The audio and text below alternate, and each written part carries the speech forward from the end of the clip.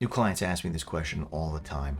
Why are my team members, why are the people who work for me not doing what I need them to do? And they're so frustrated. So hang in there with me. I'm going to give you a very simple 4-step framework to make progress in this area. In the meantime, if you don't know who I am, my name is Scott Miller. I'm the owner of thegrowthleague.com. And I'm making these videos because I'm passionate about helping restoration business owners to get more profitable, to reduce the chaos in the business, and to build something of significant value they can sell when it's time for them to move on. Okay, so this problem of why isn't my team doing what I need them to do and what can I do about it?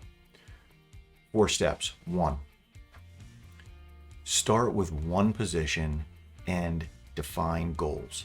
Define 2 to 3 most important goals that if they were able to achieve these goals, they would be successful in their position.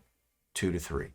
Make these goals SMART. If you're not familiar with that acronym, it's specific, measurable, attainable, relevant, and time-bound.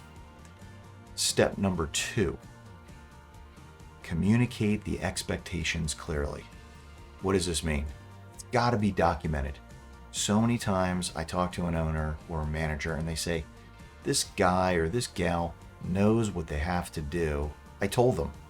Well, just because you told them doesn't mean that they understood it, that they comprehended it. The best way that I found is to document it, review it with the person, and have them articulate it back to you so that you can make sure that they understand it in the same way that you meant it.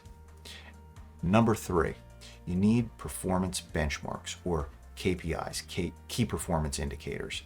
And if you have a simple scorecard that you can review with a team member or team members on a weekly basis, it's perfect because they're getting regular feedback on how they're doing with those metrics. Again, 2, 3, maybe 4 unique areas that you're measuring on a weekly scorecard.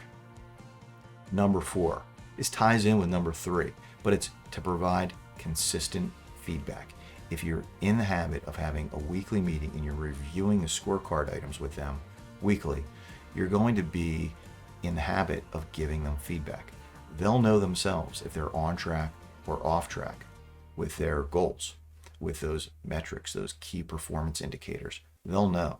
And then you can give them feedback. You can coach them.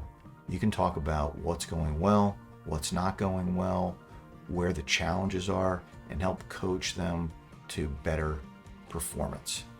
All right, so again, number 1, you've got to set some goals. Number 2, you've got to make your expectations crystal clear. Number 3, a scorecard. And number 4, a habit of a weekly meeting is what I recommend to give feedback. If you need any help, book a call with me and I can talk to you more about how I can help you implement this. Thanks for watching, and I'll see you in the next video.